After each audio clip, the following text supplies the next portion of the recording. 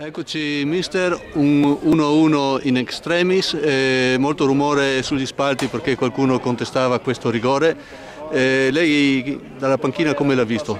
Io dalla panchina non ho proprio visto niente, sinceramente, è stata una gran confusione e non ho visto niente, non posso dire assolutamente niente. Posso dire della prova della mia squadra assolutamente insufficiente, non sono soddisfatto soprattutto del primo tempo, poi alla fine il risultato ti dà un po' di coraggio, ma domenica e altre partite avevamo fatto molto ma molto meglio, oggi proprio zero e io non sono soddisfatto perché lavoriamo durante la settimana e vorrei vedere altre cose durante la partita. Oggi è andata così, siamo stati anche un po' fortunati, va bene. Comunque è un punto che è ossigeno puro per voi. Quello senz'altro, solo quello. Oggi sì, in effetti abbiamo visto un Portogallo senza strafare, insomma ha tenuto la partita.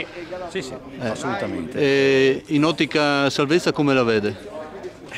Dobbiamo fare punti cercando secondo me attraverso il gioco dove è possibile. Certo che un primo tempo così fai molta fatica a fare punti perché la palla la continuavamo a dare all'avversario, quindi non riesci a costruire niente. Lavoriamo. Concludiamo con una battuta su questo campionato che si sta volgendo al termine. Che campionato è stato? Che livello lo giudica? Beh, secondo il mio modestissimo parere questo è dei gironi della promozione del Veneto è il più forte, secondo me. Non le ho viste tutte ancora le partite perché io sono subentrato in corsa, però Martellago, Pierigina. Le prime due sono sopra un scalino. È una buona qualità come promozione, senz'altro.